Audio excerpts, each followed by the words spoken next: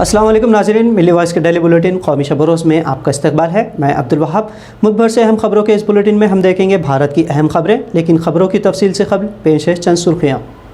16,000 OBC medical सीटें हजम करके रिजर्वेशन का मोदी सरकार कर रही है ड्रामा, पत्रकार रविश कुमार ने बताया अपराध।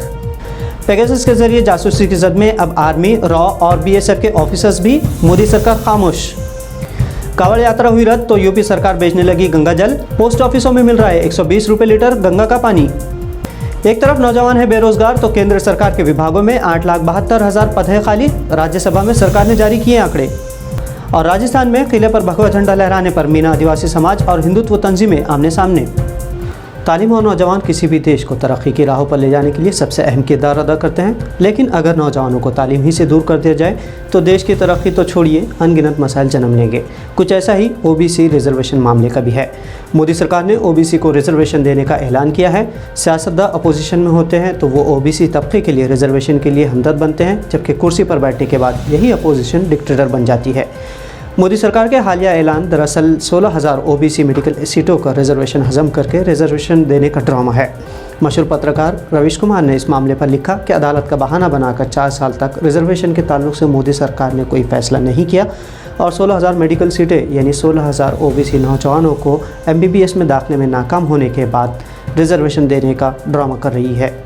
रविश ने लिखा कि ये एक जुर्म है। मेडिकल के अलावा OBC के मामलों में मरकज़ी सरकार के तहत चलने वाले इदारों की बात करें तो यहाँ OBC और SC/ST कोटे से टीचर की 40 से 60% जगह खाली पड़ी है, जिसे केंद्र सरकार ने भरी नहीं, और यही मामला साल 2019-20 में EWS तबके के साथ भी हुआ। पेगासस के जरिए देश में जासूसी की फहरिस्त दिन ब दिन लंबी होती जा रही है। जिन लोगों की जासूसी की जा रही है उसमें गोदी मीडिया से हटकर हुकूमत को आईना दिखाने वाले पत्रकारों, अपोजिशन लीडर्स, टॉप ब्यूरोक्रेट्स के बाद अब आर्मी, BSF और देश की खुफिया एजेंसी रॉ के अफसरों की भी निगरानी की जा रही थी। लीक डेटाबेस के पड़ताल पर दवायर ने खबर शाये की है कि मोदी हुकूमत के पॉलिसी को चुनौती देने वाले 2 कर्नल, रॉ के खिलाफ केस दायर करने वाले retired intelligence officer Kumar Ojha और मुकुल देव और BSF के डायरेक्टर जगदीश मेथानी और KK शर्मा की भी पेगासस के जरिए जासूसी का मंसूबा था। फ्रांस की मीडिया तंजीम फॉरबिडन स्टोरीज ने इसराइली स्पाईवेयर पेगासस के जरिए दुनिया भर के 50,000 नंबरों का खुलासा किया था, जिसे मुख्तलिफ देशों की सरकारों ने निगरानी के लिए इस्तेमाल किया था। केंद्र की मोदी सरकार पर अपोजिशन इस मामले में दबाव डालती रही है कि वो खुलासा करे कि गैर कानूनी तौर पर निगरानी क्यों की जा रही थी, क्योंकि पेगासस ये सॉफ्टवेयर सिर्फ सरकारों को ही बेचा जाता है। भारत में अब तक ED, डिफेंस और इंटेलिजेंस के अलावा PMO, NITI Aayog, SpiceJet, jet Airways जैसी सरकारी और प्राइवेट कंपनियों के ऑफिसर्स के अलावा अपोजिशन लीडरों जैसे केजरीवाल, ममता, राहुल गांधी के अफसरों की भी जासूसी का खुलासा हुआ है। कोरोना महामारी के चलते उत्तराखंड में होने वाली कांवड़ यात्रा इस बार रद्द की गई है, क्योंकि इसमें करोड़ों लोग शामिल होते हैं। उत्तर प्रदेश सरकार ने कोरोना की तीसरी लहर के अंदेशे के बावजूद हालांकि कांवड़ यात्रा निकालने का ऐलान किया था, लेकिन सुप्रीम कोर्ट की सरजनिश के बाद उसे अपना फैसला तब्दील करना पड़ा। इस यात्रा में अकीदतमंद गंगा नदी से पानी लेते हैं और इसीलिए उत्तर प्रदेश में गंगा नदी का पानी पोस्ट ऑफिस के जरिए बेचा जा रहा है। Western UP post master general Sanjay Singh के मुताबिक गंगा पानी बेचने पोस्ट ऑफिस में 300 सेंटर्स बनाए गए हैं। पिछले 6 दिनों में पोस्ट ऑफिसों के जरिए 350 गंगा जल बोतल बेची गई है। कांवड़ यात्रा रद्द होने के बाद जो लोग गंगोत्री नहीं जा सकते वो पोस्ट ऑफिस से गंगा पानी खरीद रहे हैं। पोस्ट ऑफिस में गंगा का ये पानी 250 ml के लिए 300 रुपये में फ़रोख्त हो रहा है और पोस्ट ऑफिस को उम्मीद है कि पानी खरीदने उन्हें बेहतर रिस्पॉन्स भी मिलेगा। बरेली के पोस्ट मास्टर के मुताबिक 190 बोतल हेड पोस्ट ऑफिस से, जबकि 160 बोतल्स दीगर पोस्ट ऑफिस से बेची जा चुकी है।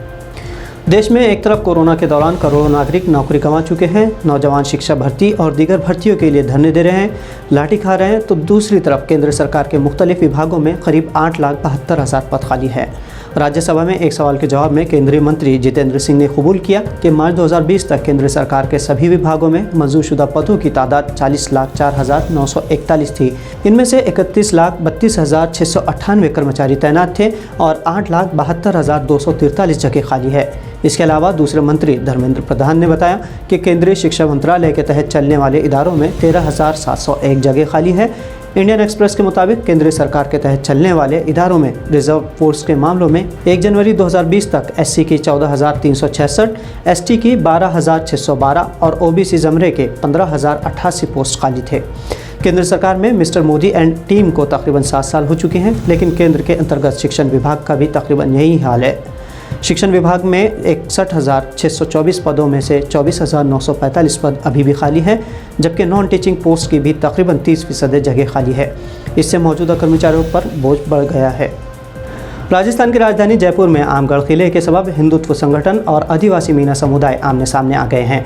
मामले की शुरुआत 21 जुलाई को सोशल मीडिया पर एक वीडियो वायरल होने के बाद हुई, जिसमें आदिवासी मीना समुदाय के लोग आमगढ़ किले पर लगे भगवा झंडे को उतार रहे थे। मीना समुदाय के इस किले का मीना संस्कृति से और शासन से जोड़ता है। दूसरे किसी भी हिंदुत्व या मुस्लिम संस्कृति को वो किले में नहीं देखना चाहता। भगवा झंडा हटाने की घटना के बाद मीना समुदाय और हिंदुत्व संगठनों ने एक दूसरे पर IPC की धारा 295 और IT अधिनियम की धाराओं के तहत FIR दर्ज करवाई। मीना समुदाय से जुड़े लोगों का आरोप है कि युवा शक्ति मंच नामक एक संगठन ने किले पर एक भगवा झंडा लगा दिया और मंदिर परिसर में रखी प्राचीन मूर्ति की जगह नई प्रतिमाएं स्थापित की और एक मंदिर होने का दावा किया। वहीं मीना समुदाय की शुरुआत से ये दावा रहा है कि आमगढ़ किला आदिवासी मीना समुदाय से राजाओं का है। आमगढ़ मामले के साथ ही अब आदिवासी और हिंदू धर्म की पुरानी बहस में फिर से चिंगारी लग गई है। गौरतलब है कि इससे पहले आदिवासी मीना समाज के लोग देश भर में आदिवासी कोड लागू करने और जनगणना फॉर्म में अलग कॉलम रखने की मांग करते रहे हैं, जिनका समय समय पर कांग्रेस, BJP और निर्दलीय विधायकों ने भी साथ दिया था। तो नाज़रीन, ये थी मिली आवाज़ की भारत से अहम कौमी खबरें। दुनिया इस्लाम से मुसद्दक़ा आलमी खबरों के लिए हमारे आलमी शब रोज़ बुलेटिन को देखना ना भूलें। साथ ही सब्सक्राइब और फॉलो करें ताकि आपको सही खबरों के साथ साथ हकीकी पस मंज़र से भी आगाही हो। अब अब्दुल वहाब को इजाज़त दीजिए। अल्लाह हाफ़िज़।